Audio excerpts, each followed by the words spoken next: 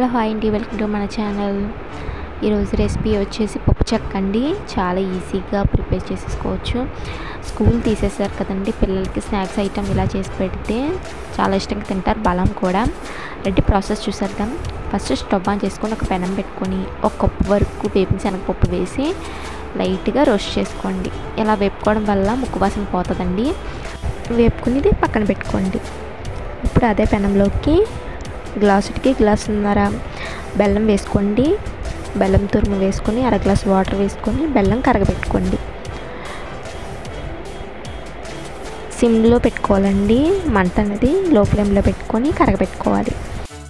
బెల్లం కరిగేటప్పటికి plate ready చేసుకోవాలండి. మనం చెక్క వేసుకోవాలి కదా, పప్పు చెక్క అంటుకోకుండా ఉండడానికి ప్లేట్కి నెయ్యి రాసుకోవాలి. నూనె కానీ నెయ్యి కానీ ఈవెన్గా స్ప్రెడ్ చేసుకొని పక్కన పెట్టుకోండి. ఇప్పుడు కరిగిన బెల్లాన్ని ఒకసారి ఫిల్టర్ చేసుకొని మళ్ళీ అదే పెనంలోకి వేసుకోండి.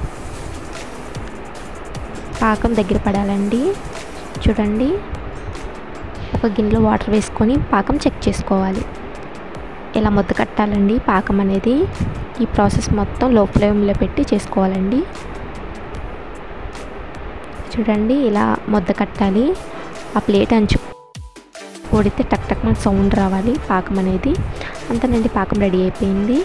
ముందు రెడీ చేసి పెట్టుకున్న పప్పుని అందులో వేసుకొని మొత్తం కలిసేటట్టు కలుపుకోవాలి.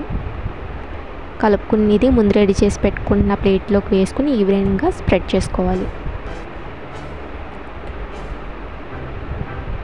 తర్వాత గోరువెచ్చగా ఉన్నప్పుడు ఇలా కట్ చేసుకోవాలి, ముక్కలు ముక్కలుగా నచ్చిన షేప్లో కట్ చేసుకోవాలి. తర్వాత పూర్తిగా ఇవ్వాలండి. చల్లారింది ఈజీగా ప్లేట్కి అంటుకోకుండా వచ్చేస్తుంది. చూసారా, చాలా సింపుల్ రెసిపీ అండి. తప్పకుండా ట్రై చేయండి. మరిన్ని వీడియోస్ కోసం మన ఛానల్ సబ్స్క్రైబ్ చేసుకోండి.